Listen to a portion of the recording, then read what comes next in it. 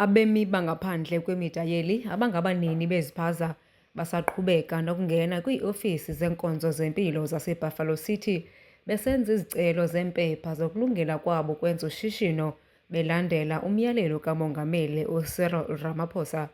UDester Anamo welizwe lase-Ethiopia uthi le nkqubo inde kwaye inamagingxi-gingxi, ngenxa yoko uninzi lwabo alukabhalisi ngokupheleleyo.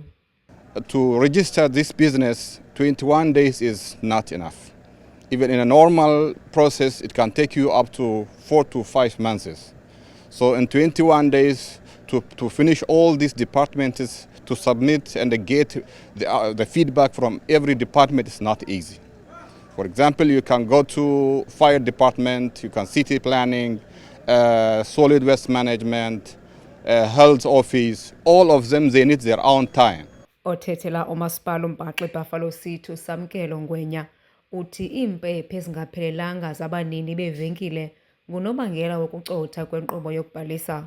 Koosomashishini abangaphaya kwama-900 ababeyinxalenye yenkqubo kamasipala ekhuthaza ukubhalisa babalelwa nje ku-200 abo baneempepha zokushishina. Xa sijonga iiphepha-mvume zokubana umuntu abe ngummi walapha eMzantsi Afrika, siyafumaniseka ukubana abaninzi ababemi bangaphandle abarana ezi spaza shop, iimpepha zabo zithi into yokubana bazimbaca, bazi-refugees, laa nto basebenzisa kuthiwa xa ibizwa yi-asylum seeking.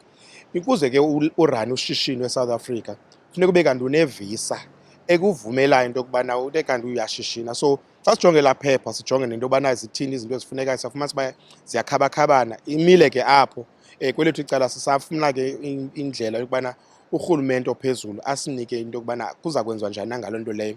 Nangona kunjalo, uErin Bantom wenkampani EDH Accounting Solutions encedisa abanini bezivenkile ngokubhalisa uthi iimpepha ezifunwayo ukuze ubani abhalise zitshintsha mihla le. The requirements to comply with in able to get the certificate of acceptability has changed from where we started in terms of the different documentation that is required, that is acceptable by the local municipality, right? So from where asylum documents and refugee status documents as well as passports, any of those were acceptable at the time. As the process stands at the moment, only valid passports are acceptable. Abasomashishini bathi kudala besenza isicelo sokuba kongezwe eli xesha kuba le nkqubo ingathatha ixesha elingaphaya kweenyanga ezintandathu. Kodwa nangona kunjalo, bazimisele ukusebenzisana nomasipala ukuqinisekisa ukuba onke amashishini abo abhalisiwe. Ndinguyamkela Mtshiyo, weendaba ze-MPK, eMontini.